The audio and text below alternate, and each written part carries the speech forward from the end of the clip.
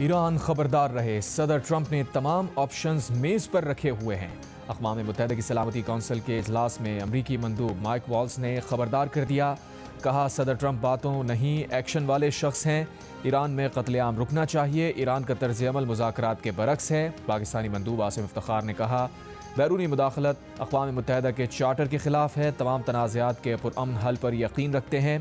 روسی مندوب کی بھی امریکی پالیسی پر تنقید، کہا امریکہ ایران سے متعلق خوف و ہراس پھیلا رہا ہے، بیرونی قوتوں کا مقصد اسلامی جمہوریہ ایران کو ختم کرنا ہے، ایرانی شہریوں کی جان اور ملکی سالمیت کے تحفظ کے لیے پرعزم ہے۔ چینی سفیر نے کہا جنگل کا قانون نہیں چلنا چاہیے، فرانس لیٹویا کا ایران سے تمام گرفتار مظاہرین کو رہا کرنے کا مطالبہ۔ ایرانی مندوب نے ٹرمپ انتظامیہ کو امریکی رجیم کہہ دیا، کہا ایرانی سول سوسائٹی نمائندوں کے نام پر امریکی اور اسرائیلی ایجنڈا پیش کیا گیا۔ امریکی مندوب نے جھوٹ اور غلط بیانی کا سہارا لیا۔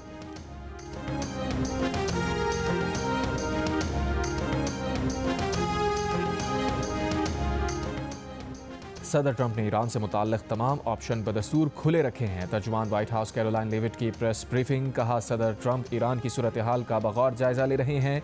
ٹرمپ اور ان کی ٹیم نے مظاہرین کی ہلاکتیں جاری رکھنے پر ایران کو سنگین نتائج سے خبردار کیا، دعویٰ کیا ایران میں 800 افراد کی سزائے موت روکی گئی ہے، اقتصادی دباؤ بڑھانے کا عمل بھی جاری۔ امریکہ نے ایران کی 12 کمپنیز اور 11 ایرانی نژاد پر پابندیاں عائد کر دیں۔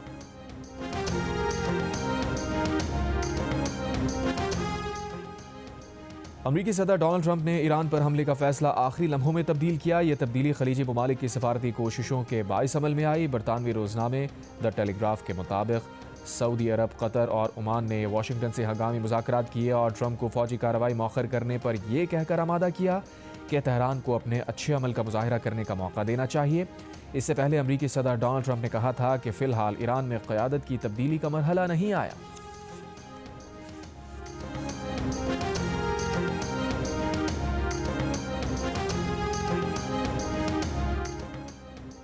ایرانی وزیر خارجہ عباس عراقچی نے کہا ہے کہ ایران میں لوگوں کو پھانسی دینے کا کوئی منصوبہ نہیں، امن قائم ہے، صورتحال قابو میں ہے۔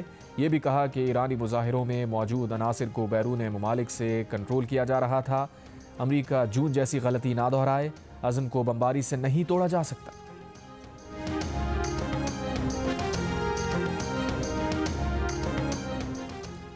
پاکستان، سعودی عرب اور ترکی کے درمیان سہ فریقی دفاعی معاہدے کا مسودہ تیار، غیر ملکی خبر ایجنسی رائٹرز کے مطابق یہ نیا معاہدہ پاک سعودی معاہدے سے الگ ہوگا۔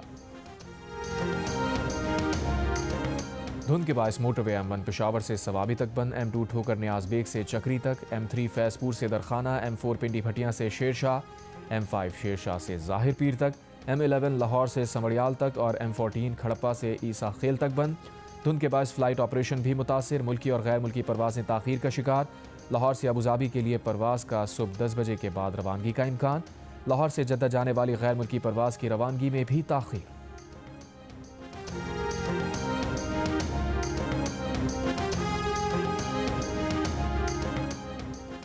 وزیر اعظم کے مشیر برائے سیاسی امور رانا ثنا نے کہا ہے کہ محمود خان اچکزئی کا بطور اپوزیشن لیڈر نوٹیفیکیشن آج ہو جائے گا۔ قومی اسمبلی میں چیف ملک عامر ڈوگر نے کہا محمود خان اچکزئی کا نوٹیفیکیشن نیک شگون ہے، مگر قائمہ کمیٹیز میں واپسی سمیت آگے کے مراحل طے کرنے کے لیے بانی تحریک انصاف سے ملاقات ضروری ہے۔ رانا ثنا نے کہا اگر 8 فروری کے بعد احتجاج کی ایک اور کال نہ آئی تو بانی تحریک انصاف سے ملاقات والا مسئلہ حل ہو جائے گا۔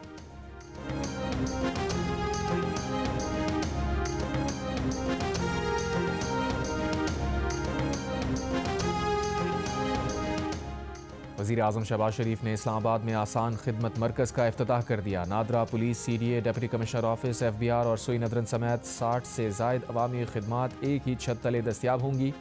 تقریب سے خطاب میں وزیر اعظم نے کہا پاکستان آسان خدمت مرکز سے عوام کو بے پناہ آسانیاں میسر آئیں گی۔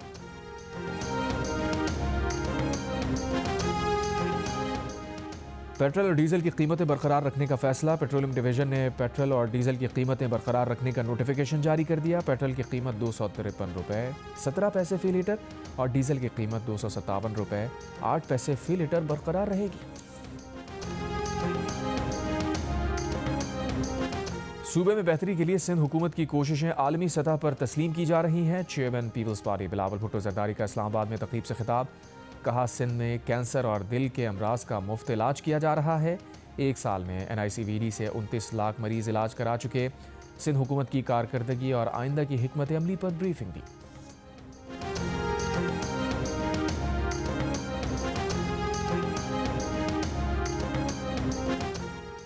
وزیر دفاع خواجہ آصف نے کہا ہے کہ بانی PTI کو اقتدار میں لانے والے چاہیں گے یہ دوبارہ اقتدار میں آئیں۔ پاکستان کو گالیاں نکالنے والوں کو پناہ دینے والوں کی خواہشات ہیں کہ یہ اقتدار میں آئیں۔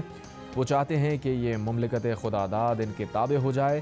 یاد رکھیں 9 مئی کو فوجی تنصیبات پر حملہ انہی مقاصد کے حصول کی کوشش تھی۔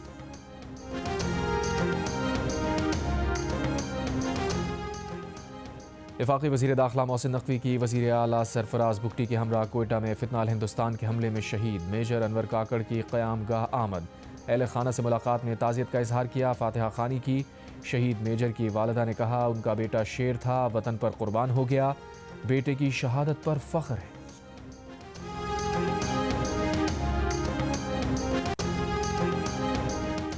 خیبر پختونخوا میں سیکیورٹی فورسز کی کارروائیاں، 13 بھارتی حمایت یافتہ خوارج ہلاک۔ ISPR کے مطابق بنو میں کارروائی کر کے 8 اور کرم میں 5 خوارج کو ہلاک کیا گیا۔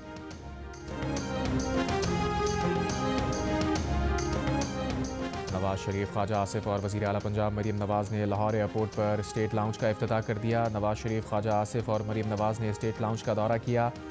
پاکستان ایئرپورٹ اتھارٹی کے DG کی ایئرپورٹ اپ گریڈیشن پروجیکٹ پر بریفنگ۔ بتایا راوی لاؤنج، داخلی لابی، مین ہال اور دیگر حصوں کی تعمیر نو کی گئی۔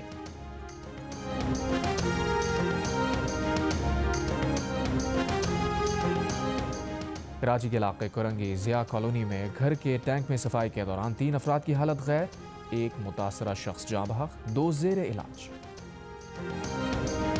کراچی کے علاقے ماڑی پور میں ٹریلر کی ٹکر سے ایک اور حادثہ، ٹریلر کی موٹر سائیکل کو ٹکر، 2 سال کا بچہ جاں بحق، خاتون زخمی۔ پولیس کے مطابق ٹریلر ڈرائیور کو گرفتار کر لیا گیا۔